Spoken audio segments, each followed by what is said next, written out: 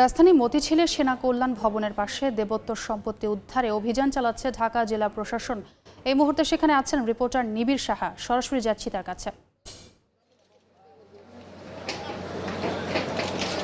আসলে আমি যে জায়গাটিতে দাঁড়িয়ে আছি মতিঝিলের সেনা কল্যাণ ভবনের ঠিক পাশে অবস্থিত জায়গাটি, এখানেই কিন্তু আসলে ওই উচ্ছেদ অভিযানটি চালানো হচ্ছে এবং আমাদেরকে জানানো হয়েছে যে মোট 200 কোটি টাকার দেবোত্তর সম্পত্তি এখান থেকে বেদখল অবস্থায় ছিল, সেটি কিন্তু এখন উদ্ধার করা হচ্ছে। আমরা কথা বলেছিলাম এখানে যিনি ম্যাজিস্ট্রেট কাজ করছেন তার সাথে, তিনি যেমনটি আমাদেরকে বলেছেন যে আসলে এই জায়গাটি প্রায় 200 কোটি টাকা মূল্যের যে এই জায়গাটি, সেটি আসলে ব্রিটিশ আমল থেকে কিন্তু একটি মন্দিরের জন্য বরাদ্দ ছিল, কিন্তু পরবর্তীতে দেখা গেছে যে আসলে এই জায়গাটিতে কখনোই মন্দির স্থাপন করা যায়নি। এই জায়গাটিতে তৃতীয় একটি পক্ষ তারা কিন্তু দখল করে রেখেছিলেন এবং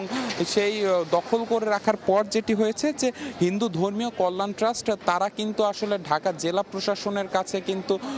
তারা একটি অভিযোগ জানিয়েছিলেন এবং এই জায়গাটি নিজেদের জায়গাটিতে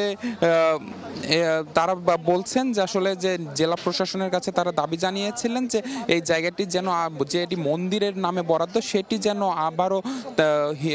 মন্দিরের জন্যই বরাদ্দ করে দেওয়া হয় এবং হিন্দু ধর্মীয় কল্যাণ ট্রাস্টের কাছে হস্তান্তর করা হয়। সে অনুযায়ী কিন্তু দেখা গেছে যে আজকে সকাল থেকে কিন্তু অভিযান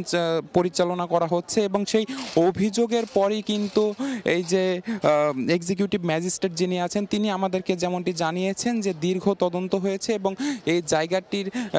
যেহেতু ইংরেজ আমল থেকে এই জায়গাটি মন্দিরের জন্য বরাদ্দ ছিল এবং তারপর কিভাবে বেদখল হয়েছে, কারা বেদখল করেছে এবং আদৌ এটি হিন্দু ধর্মের যে মন্দিরের জন্য বরাদ্দ ছিল কিনা সেটি আসলে তদন্ত করা হয়েছে এবং দীর্ঘ তদন্তের পর কিন্তু আজকে তারা সিদ্ধান্তে পৌঁছেছেন এবং তদন্ত প্রতিবেদন অনুযায়ী কিন্তু তারা পেয়েছেন যে আসলে এটি আসলেই ইংরেজ আমল থেকে এটি দেখা গেছে যে ইংরেজ আমল থেকে এটি ছিল আসলে মন্দিরের জায়গা, সেজন্যই কিন্তু এটি আসলে আজকে উচ্ছেদ অভিযান চালানো হচ্ছে এখানে এবং এই জায়গাটি উচ্ছেদ অভিযানের পর এটি হিন্দু ধর্মীয় কল্যাণ ট্রাস্টের কাছে হস্তান্তর করা হবে।